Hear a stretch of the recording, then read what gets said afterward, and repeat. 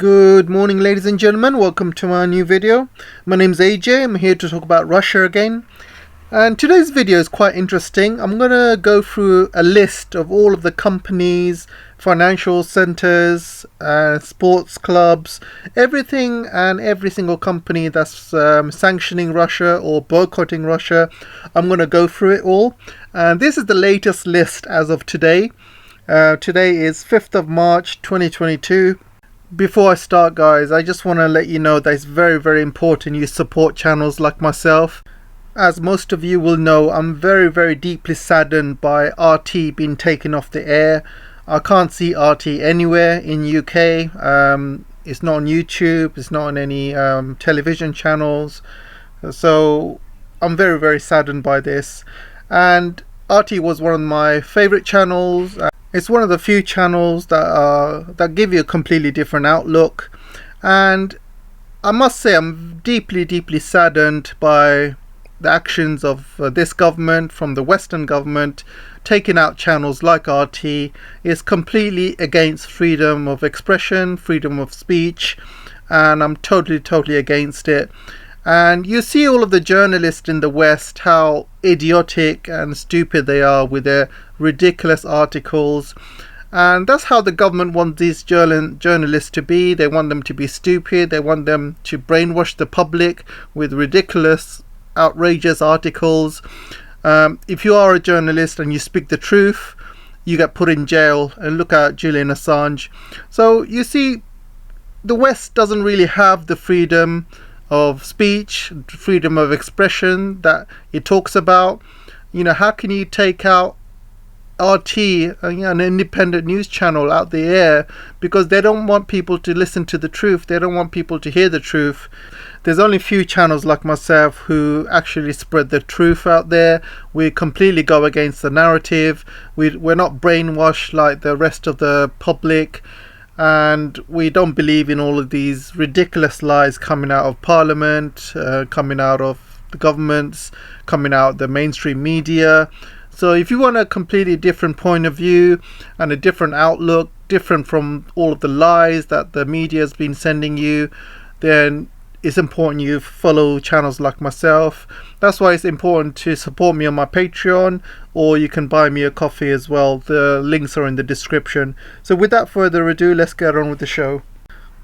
So I found this article, and this article gives you a full list of all of the companies that are boycotting Russian product or boycotting Russia completely. And you can see from this list there's a lot of logos in there.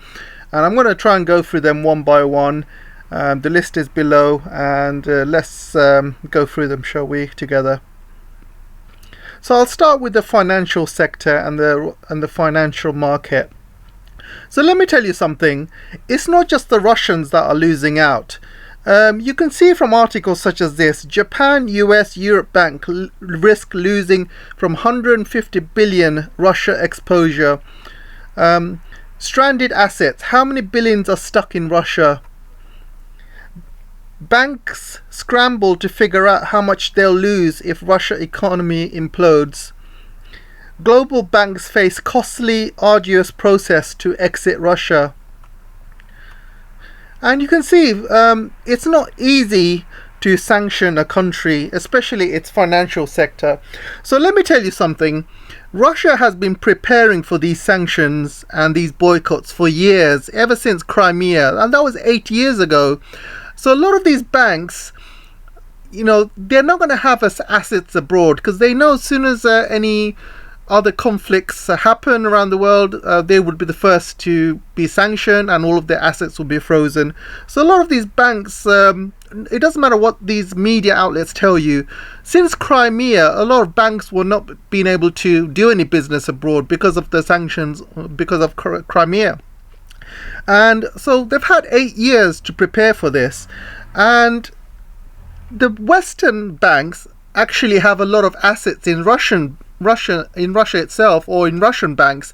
And this is why all of these articles are coming out saying there could be up to 150 billion lost because of these sanctions, because they're going to be in Russia, they're going to be in assets in Russia or outside Russia, and the money is in Russia, so they're not going to be able to get it out if these banks are sanctioned.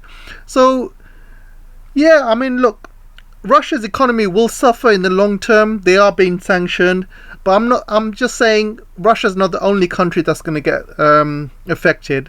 European banks are going to be affected. US banks are going to be affected. Japanese banks are going to be affected. Citibank is going to be affected. There's a lot of banks and a lot of financial institutions who bought into a lot of assets, pensions, trust funds, investments in Russia, or investments in the oil sector.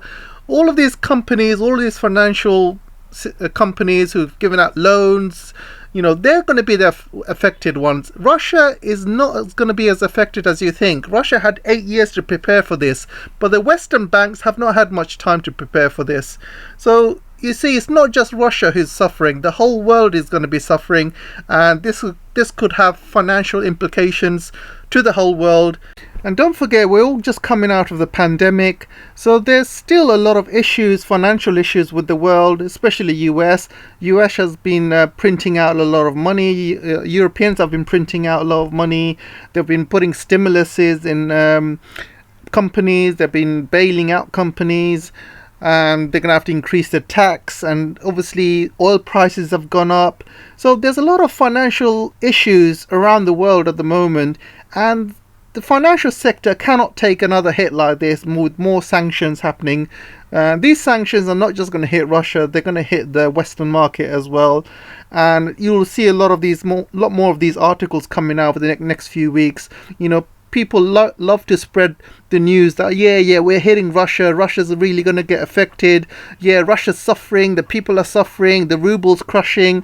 But nobody is reporting on what the impact is on the Western markets. Nobody. And this is the truth. Western markets are going to be affected. So do not believe all of this crap going around mainstream media that Russia is about to collapse. It is not going to collapse, and I'll tell you why.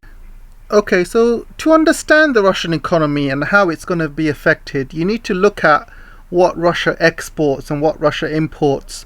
So let's look at last year's figures, shall we, and see what Russia has exported. And you can see from the top countries that Russia's been doing businesses with, China is the number one, 112 billion turnover last year. Germany, 46.1 billion. Netherlands, US, and followed by Turkey. And as you know, Germany is probably going to be the big loser here, because there's a lot of trade that goes on between Germany and Russia, and there's a lot of investments of Germany that are in Russia which are going to be frozen, and Germany will be the biggest loser. The biggest winner out of all these countries is going to be China. A lot of businesses that are going to be moving from the other countries are just going to be focused mainly on China. So China's turnover trade is probably more than double or even triple over the next few years. So what does Russia export? The number one thing is fuel and energy, and you can see 53.8% of exports are fuel and energy, and that is growing year after year. As you know, Russia is building 2 new pipelines to China, is building a pipeline to India. It's increasing its energy and gas infrastructure across Russia. Is finding new gas deposits almost every month because of global warming. The permafrost is melting, so they're finding new and new gas deposits almost every month. And look at the prices, look at the gas prices, look at the oil prices. It's a record high at the moment. So when you have 53.8% of your economy is exporting fuel, oil, gas, can you imagine the amount of money that Russia is making from this? We're talking about more than $1 billion every single day. So Russia is laughing all the way to the bank if you think that any sanctions or any of this is going to be affected. Yeah, do you really think that Europeans are going to stop buying oil and gas from Russia? No, that's not going to happen. USA is not going to stop buying gas and oil from Russia. These sanctions do not affect this business, so that will continue, and that is Russia's main business. So these sanctions, even though they look on paper like it's going to affect Russian economy. It's not. So let's look at what else is happening, shall we? Metals and metal products. So these are raw materials from mining. As you know, Russia's got huge amounts of territories. They have huge raw materials that China needs, rest of the world needs. So these are stuff that the rest of the world needs. And if European or American companies do not want to buy these rare earth metals and rare earth chemicals or raw materials that Russia has, then China will buy them easily. China will buy them, and China needs them. And then you got chemical products, 7.6%. Then you got one of the things that a lot of people don't realize: food products and raw materials. Russia is one of the biggest sources of wheat that it provides to China, provides to Germany and the rest of the world. Ukraine does as well. Ukraine is also a very high wheat producer. And with Russia taking over most of Ukraine, and you'll probably, I'll probably estimate that half of Ukraine is going to be taken over by Russia. You got your areas, which is Donbass and Luhansk, but the rest of Russia, I think Russia will control. I mean, I can't be sure, but that's the way it looks like at the moment. So the grain production in Ukraine will be cut by half, and grain production in Russia will be increased. Plus, don't forget, these pipelines that are going through Ukraine now is going to be controlled by Russia. Russia will control half of Ukraine. So imagine the grain output, the agricultural output that will increase in Russia. And China will buy most of it easily. China has 1.4 billion people, so they need a lot of food to support that many people. And instead of China buying it from ridiculous America with their ridiculous sanctions, they've got sanctions in every single agricultural product that China buys from America. And with all of these sanctions that they've given to China, China will be happily buying more stuff from Russia. Recently, before the Olympic Games, or actually before this war started, China got rid of limits from the amount of wheat that Russia can sell to China. So there's no limits on it now. So Russia can sell as much wheat as possible to China, and China will happily accept. Then you have a growing population in India as well, and India is a developing industrial powerhouse. So there's more and more factories being built in India. They will need a lot more energy, they will need a lot more oil and gas, they will need a lot more food. And as you know, India has not placed any sanctions on Russia, so Russia is laughing. You got 1.4 billion people in China, you got 1.3 billion, 1.4 billion Indians in India. That is more than enough people to survive with. Europe, you can't compare European population and the population of America to China or India. That is more than 2/3 of the world's population in China and in India alone. And then you got Central Asia as well that Russia can provide to. They can provide to Africa as well. So all of these Western sanctions, thinking that they're going to be hurting Russia, they're not. It's a huge world out there, and there's other countries that Russia can easily trade with. It doesn't need to trade with Europe. And what Europe is going to have to do now, their economy is going to be going down over the next few years, because they're going to have to buy very high expensive oil and gas from America. Nord Stream 2 has been pretty much shut down, or it's never going to be opened, and Europeans have pretty much shot themselves in the foot. Europeans will suffer over the next few years. Ordinary citizens will have to pay high gas prices, high inflation costs, high taxes, and people are not going to be happy at all. Now let's look at Russia's imports, and this is where Russia will suffer, because a lot of stuff that's imported from Europe or America, they cannot import anymore. So let's have a look at what their main imports are. You can see here in 2019 Russia imported 23 billion of goods. Most of the goods are, you can see, cars, packaged medications, vehicle parts, broadcasting equipment, planes, helicopters and spacecraft. And you can see here the origins mainly is coming from China, Germany. So China and Germany, Belarus, Italy, Poland, Netherlands, France. So the thing that really pops out is China. And if Germany is not going to sell any of these products like cars, vehicle parts, Russia's just going to buy it from China. As you know, China has got the biggest, largest EV market in the world. They've got hundreds of companies making hundreds and thousands of EV vehicles. And Russia can have a green revolution and start importing Chinese cars instead of German cars, for example. And they can pretty much set up their EV architecture and set up charging points all over Russia and just have Chinese cars running around. They don't need European cars. In fact, Europe is losing out. Russia is going to be the next superpower, because when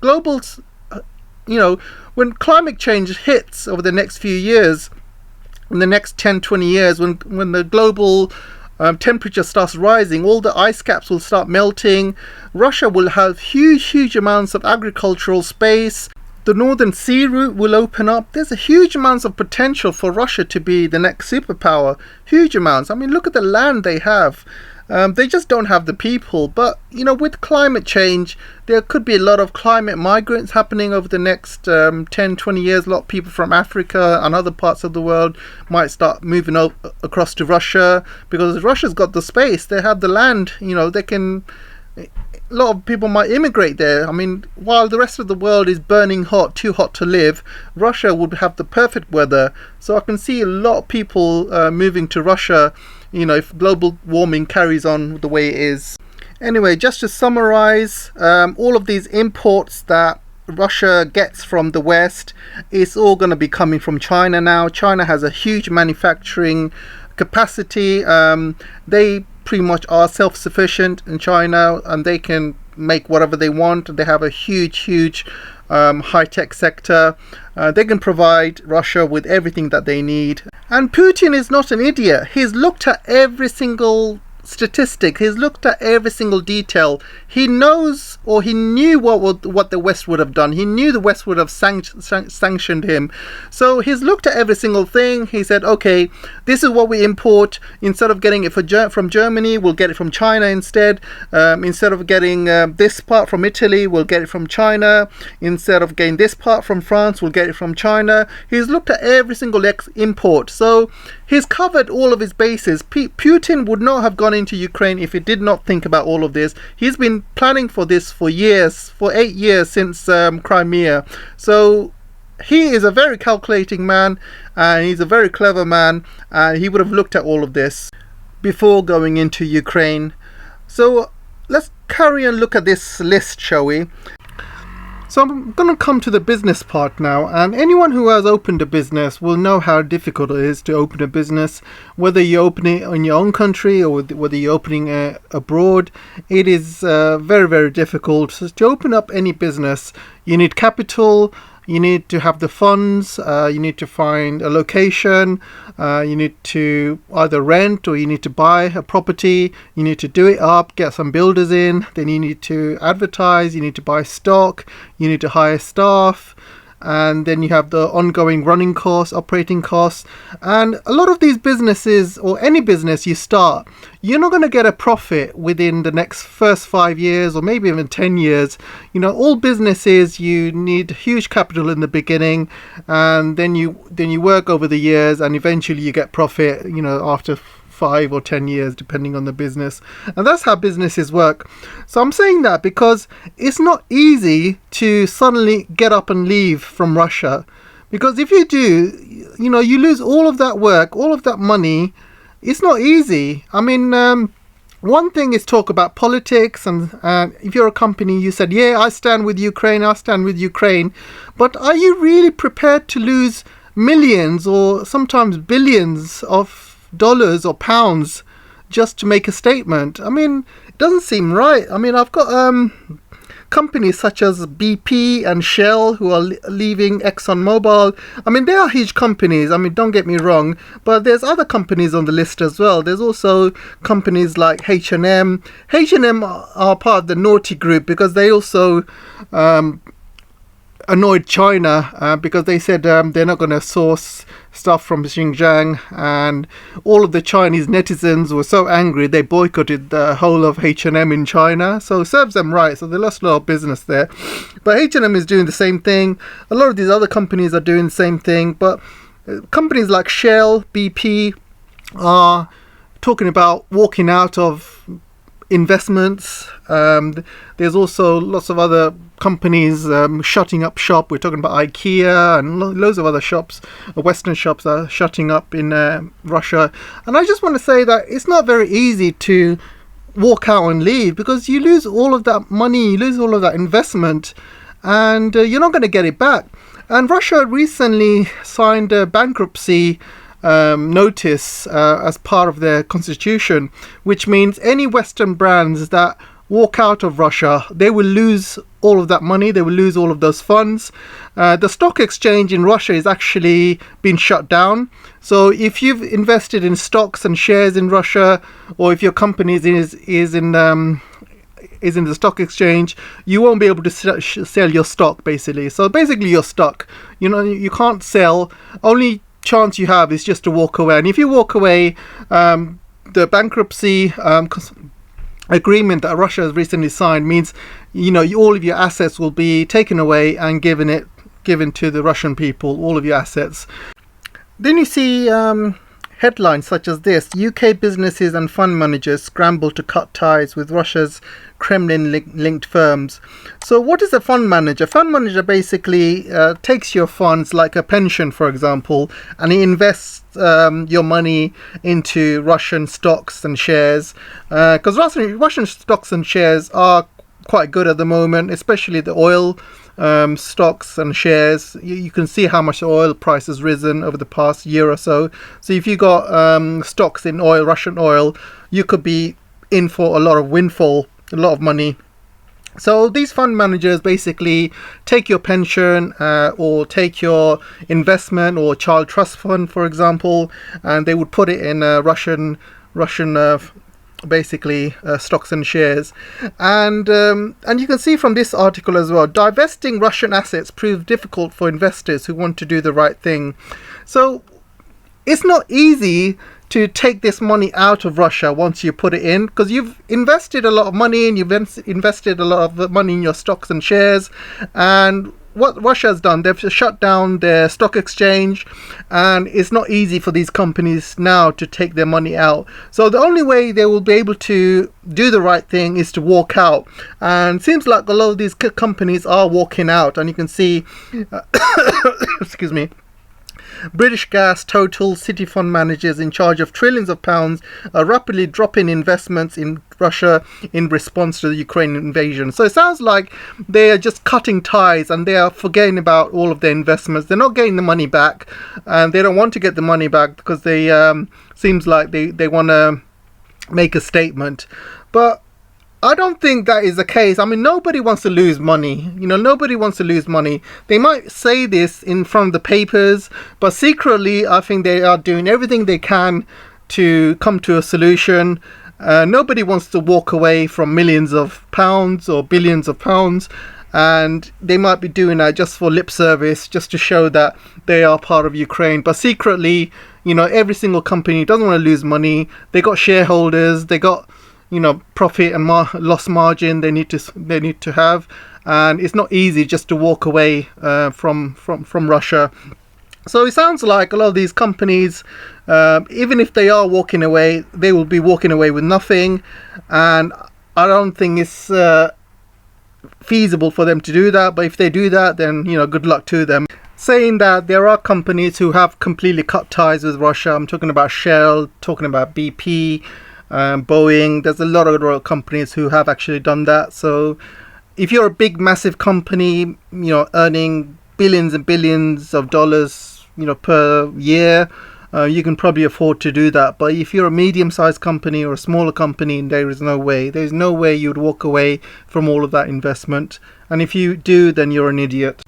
So the point I'm trying to say is, all of these lip service, all of these companies are coming online, speaking to reporters, and all of these journalists are publishing all of these articles saying, oh, Russia's suffering, they're losing out on all of these investments, all of these companies are sanctioning them, all of these companies are boycotting them, but they don't understand business. You know, it's not just Russia that's losing out, the companies themselves are losing out. You know, if you spend all that time, energy and money investing in another country and you suddenly walk out, then who loses more? Russia or you? You lose out more. You know, these journalists, they don't understand business. They don't understand how the business world works. You know, it's not just Russia that's losing out, the West loses out as well. So if Russia's losing billions, the West is losing billions as well.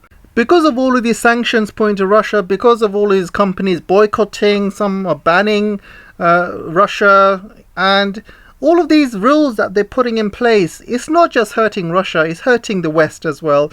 But the media is not going to tell you that. Media is going to say Russia's the one against sanctions, Russia's the one that's hurting, Russia's the one that's going to collapse.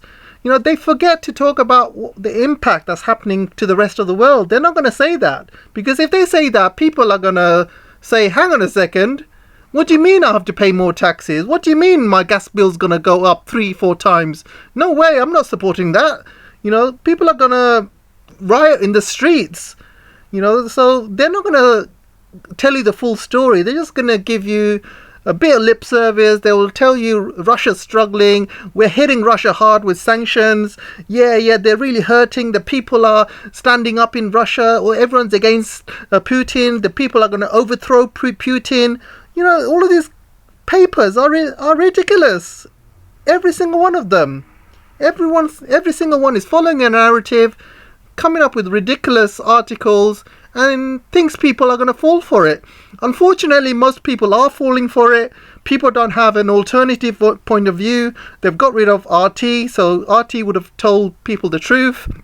So not many people can see the truth or hear the truth, so they're following this narrative. And I feel sorry for most of the people around here. They haven't got a clue what's going on. So we've already gone through the financial market, and I've already said that not just Russian financial market would suffer, but the Western financial market would suffer as well. Then you got this as well. So I'll go through this list as well. Apple has stopped selling its product to Russia. Again, Russia doesn't care. You know, China has got a lot of phone brands coming out of China. They got Huawei, they got Xiaomi, they got Oppo. They got a lot of phone companies in China. They got Honor as well. And these Apple products or Apple phones are just going to be replaced by Chinese phones, or Russians will create their own phones. So, you know, that really does not matter to Russia at all. Payment system, Google Pay or Samsung Pay are no longer operating in Russia. That doesn't matter, because they'll use Chinese payment methods. Chinese use Alipay, WeChat Pay. So there's a lot of alternatives. So Russia is not going to worry about that. PayPal has frozen transactions on Russian bank cards. Again, this is an old sanction. PayPal, since the first sanctions from Crimea, there's not many PayPal transactions going on in Russia, and Russia would have prepared for this, so I don't think they care much about that. So Visa and MasterCard have blocked access to sanctioned Russian banks, and I think this probably be more of an issue for Russia, because Visa and MasterCard is used widely around the world for buying and selling. I think they will probably be affected more with this one. So we'll see how they kind of react. And you can see American Express as well. So they probably already have created alternative ways to do it, alternative ways to pay. The Chinese have got the digital yuan, just came out, so hopefully that will be an option, and so we'll see how that goes as well. Lithuanian payment system. Lithuania and Russia do not get along, so I don't think, you know, they care about any of that. I don't think they want to trade with Lithuania. I don't think there's much trade going on between Lithuania and Russia, and I don't think Russia will use any Lithuanian payment system. I think this is just something Lithuania jumping on the bandwagon and wanting to say, oh, we're with the West, we're against Russia. Russian users will not be able to create new accounts on Twitter. Again, I don't think they care. They know a lot of these Western social media accounts have been already banned in Russia. They've banned Facebook, they've banned Twitter, they've banned YouTube. So I don't think the Russian people care or want to use Twitter, because I've seen Twitter the other day and it's just full of Western propaganda, fake news. I don't think they care. There's nothing independent about Twitter. It's all pro-Western stuff, and Twitter removes any pro-Russian accounts or anybody that wants to kind of talk about it in an independent manner. They get blocked or they get deleted. Anyone wants to shit on Russia, Twitter lets them. So that's how it works. OnlyFans have restricted access to Russian and Belarus models. Well, I don't know about that, but yeah, I think OnlyFans is some sort of porn thing, if I can remember, but I don't know. I don't know if any Russian or Belarus women use that stuff, but we'll see. I can't comment on that. YouTube has blocked Russian state media channels RT and Sputnik. Well, Russia has blocked YouTube as well.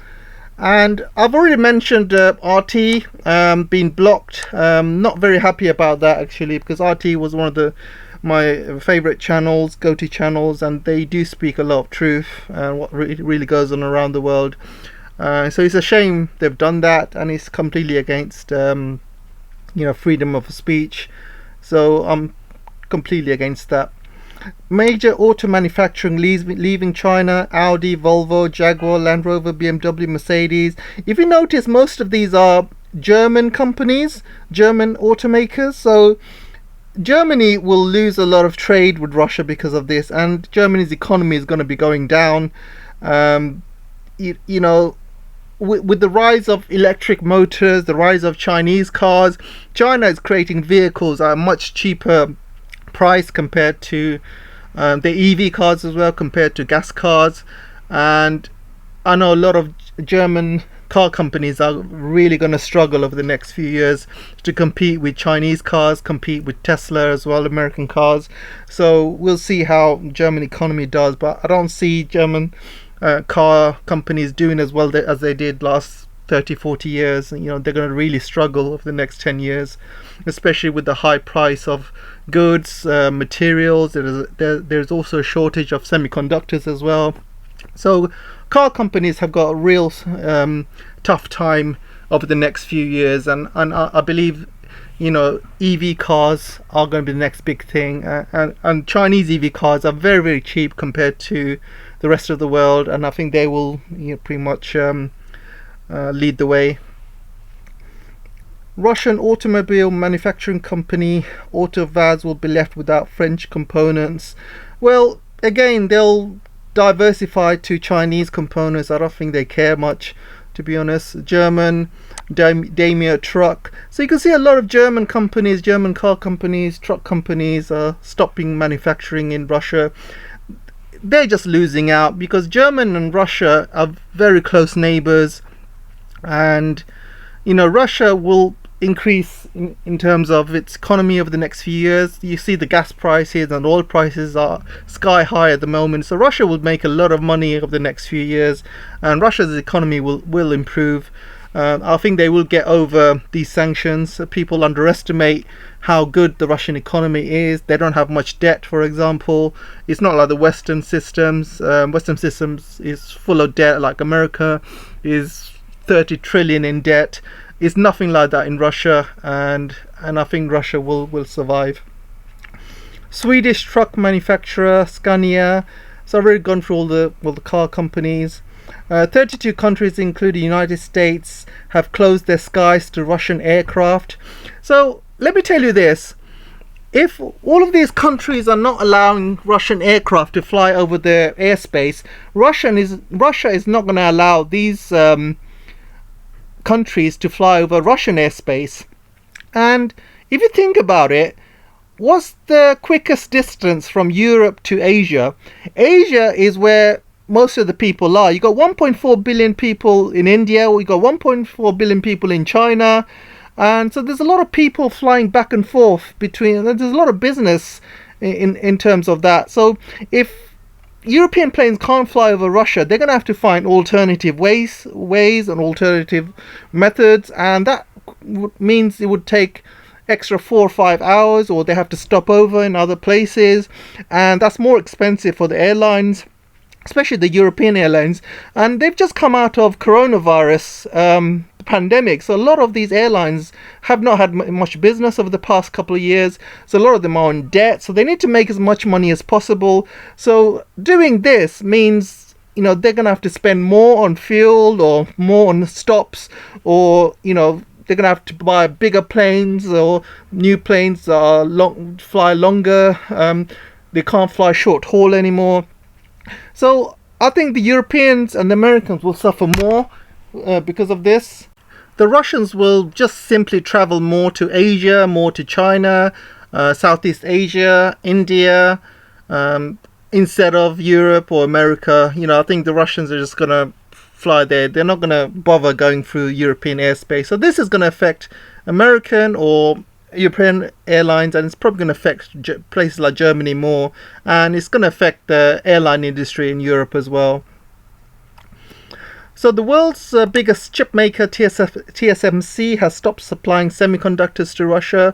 So TSMC has done the same thing to China, and China is working on building a semiconductor ecosystem inside China itself. China has poured billions and billions into building this ecosystem, and right now China is the biggest producer of semiconductor chips in the world. And I'm not talking about the latest chips, which are 5 nanometers, 4 nanometers, produced by TSMC and Samsung. China can produce 28 nanometers chips, and they're already testing and ready to go on mass production 14 nanometers chips, and they're also testing 7 nanometers chips as well. So they are catching up, and I think it will take another 5 years or maybe just a little bit more to catch up with the West. I don't think it's impossible. You can bet against them. I mean, a few years ago China didn't even have a space program. Now they are leading the space race. They are leading NASA. China can build their own jet engines as well. They can build their own nuclear power plants. I mean, nothing's impossible. And if anyone is a betting man, I bet you any money that China will produce semiconductors by itself, 5 nanometers, 3 nanometers, 2 nanometers over the next 5 years. And each year they're making a breakthrough. And already they are the largest country with the largest amount of chips that are being built every single year, and that's just going to improve year upon year. So China will help Russia, and I believe they do have a joint semiconductor partnership going on, and they will be sharing a lot of technologies together. And Russia is a very technologically advanced country. People don't really give them the credit. Russia has got hypersonic missiles, and China's got hypersonic missiles way ahead of US.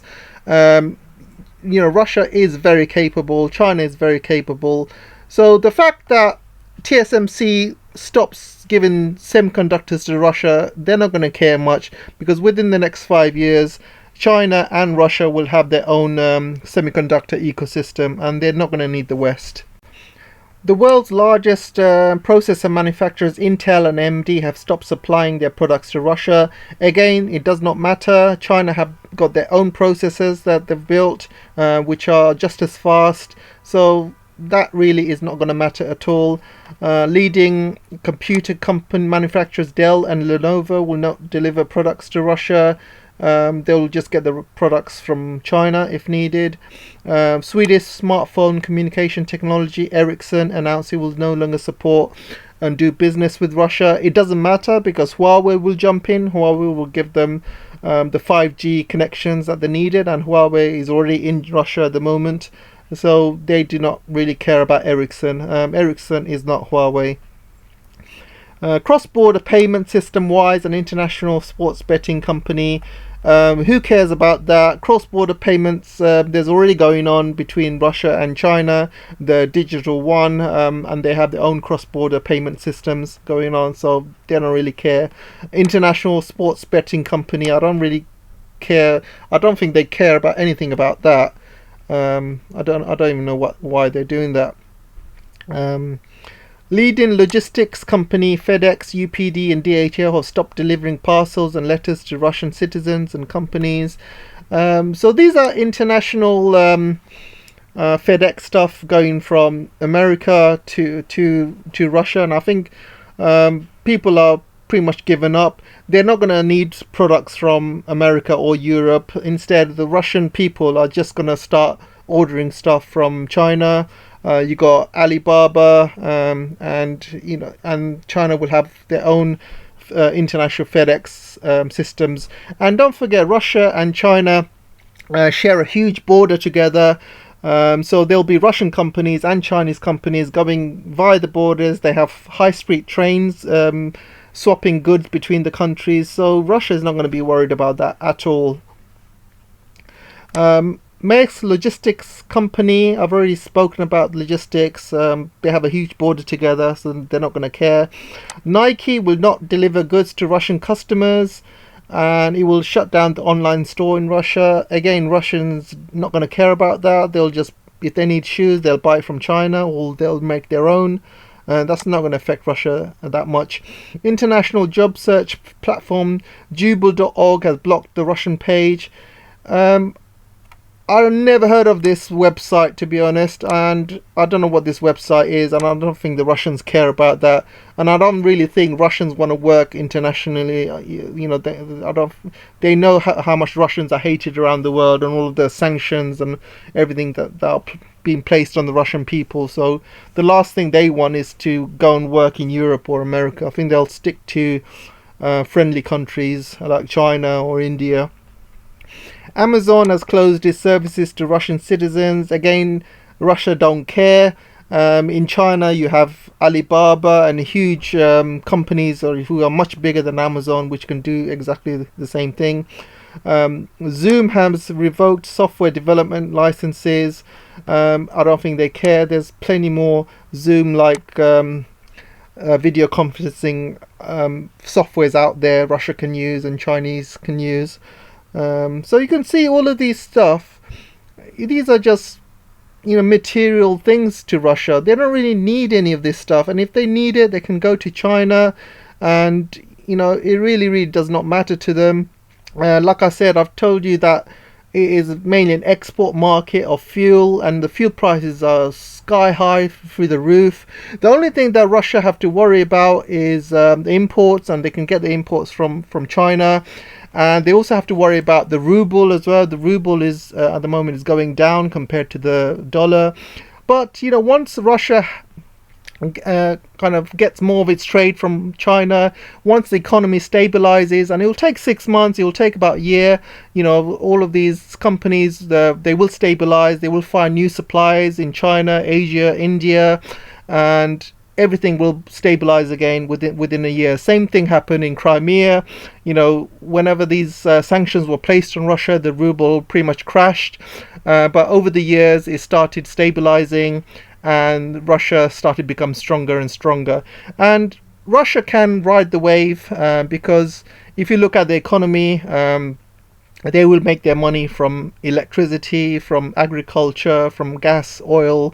So they're happy. They're not really worried as much.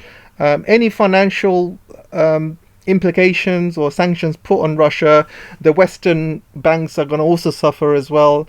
So it's not just Russia that's going to be suffering. The whole world is going to be suffering consequences through these sanctions. Airbus and Boeing are going to be pulling out of Russia in major blow to country's aviation industry. Again, a lot of people don't realize this, but Russia is building its own airlines, working with China.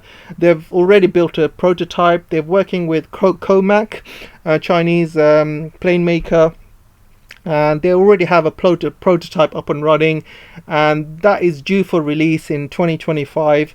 And it's a locally built airplane, built with only parts from Russia and only parts from China. So the West is not involved at all. So if Airbus and Boeing want to pull out of Russia, Russia is not going to care, because they will have their own airline, and China will also have their own airline as well. So that really does not matter at all.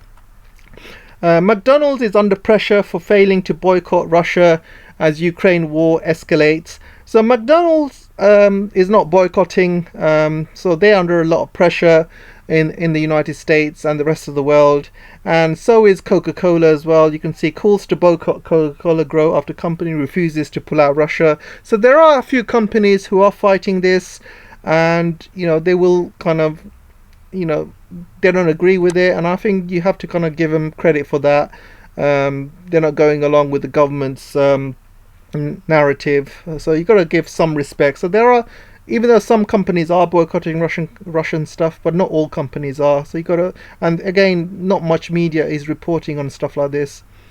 So let's try and go through a few more. I'll try and get this done very quickly.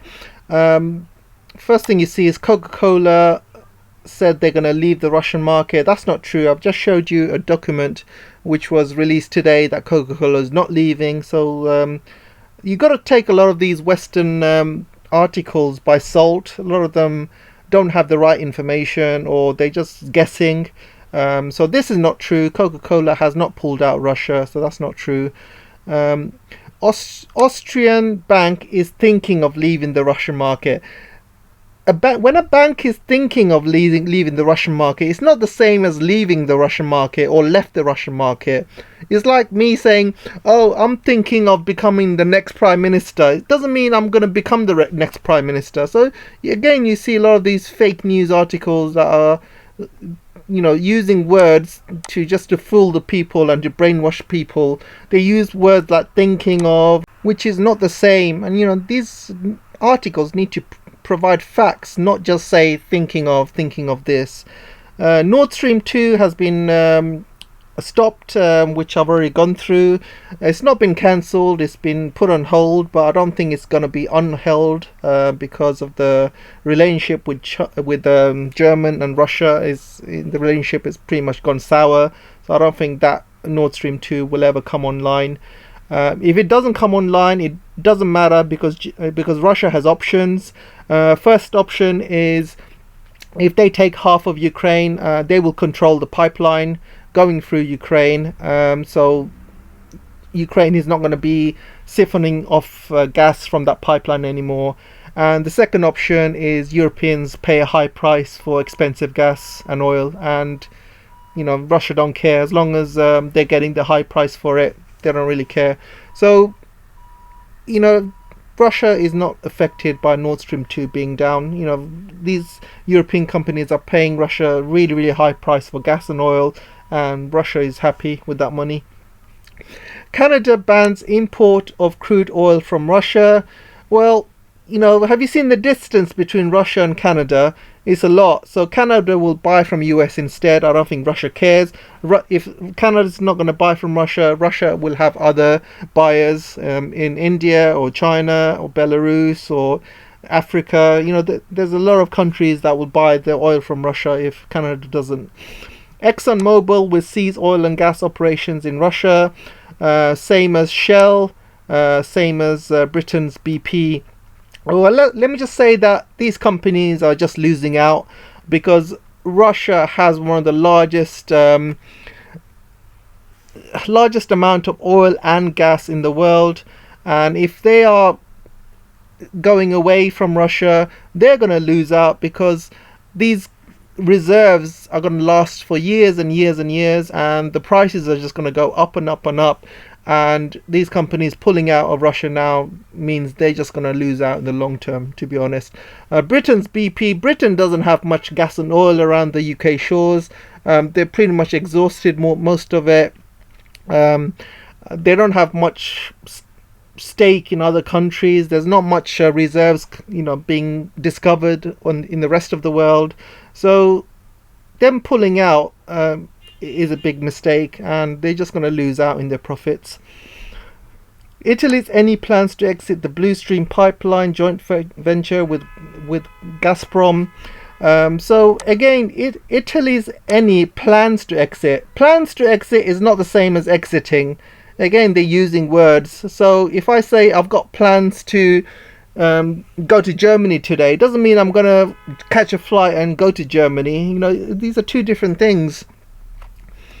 Austrian energy company walks away from joint venture from Gazprom, so that's fine. If they want to walk away, they can walk away. Swiss mining and commodities trading company Glencore will review its business. So now we're getting to the part where, you know, this article is basically running out of things to write, and it's just coming up with bullshit. It's just saying thinking of, it will review, it plans, and it's using all of these words with all of these companies. I don't know which one's true, which one's not. I've already told you one article with the Coca-Cola, and that's definitely not true. And so I'm just thinking whether I should read the rest of it, really, because it all seems to be crap. It's all, you know, thinking of or reviewing, or I'm thinking of doing this, thinking of doing that, but it's not the same as doing it, right? So I've already gone over Boeing. Russia doesn't care, it's building its own airlines, and the European Union has banned the supply and lease of aircraft. Again, it doesn't matter. You know, Russia and China is more than capable of having their own airlines, and they don't really need European airlines or parts. Same with Airbus. Britain and Canada have closed all of their ports to Russia. Again, Brexit Britain is just shooting itself in the foot. You know, they're calling it global Britain. You know, as soon as they left Brexit, they pissed off all of their European partners. They pissed off Russia. They pissed off the Chinese. And even America has not done a free trade deal with Britain. So I don't know what Britain is doing. They think they're still a superpower. They think this is the 1800s. They are not a superpower. You know, they are not the colonizers they were in the 1800s. They don't have any say in what goes on around the world. You know, they need to get rid of this colonial mentality, and they still think they got some rights to dictate how the rest of the world does or thinks, and I just think they need to climb off their high horse. Disney, Sony Pictures and Warner Bros. Are suspending film rentals in Russia. Again, Russia's not going to care. They'll just get films from other parts of the world, China, India, or Russia will make their own. You know, I don't really think Russia cares about that at all. Netflix has refused to broadcast Russian films. Can you see how petty all of this is getting? The Cannes Film Festival has refused to accept Russian films for screening. Oh, really? Oh my god. So the film industry has become political. The sports industry has become, you know, politics as well. You can see the sports impact. They've kicked out Spartan Moscow from the European competition, tennis, basketball, and I think this is it, guys. I'm not going to go through any more. Most of it is just crap. And the main things I wanted to talk about was the financial stuff, and so I'm going to give you a quick summary of the presentation. I just wanted to make the point that not only Russian financial systems are going to be affected by the sanctions, but the sanctions are going to affect their own systems in the West. They could probably lose 150 billion, if not more. The sanctions are not going to affect Russian trade, because Russian trade is mainly energy and agriculture, and they will diversify to other countries that need it, China, India, or any others. And imports, they are quite happy to buy imports from China, or any other countries that are friendly enough to sell it to them, but mainly it's going to be from China.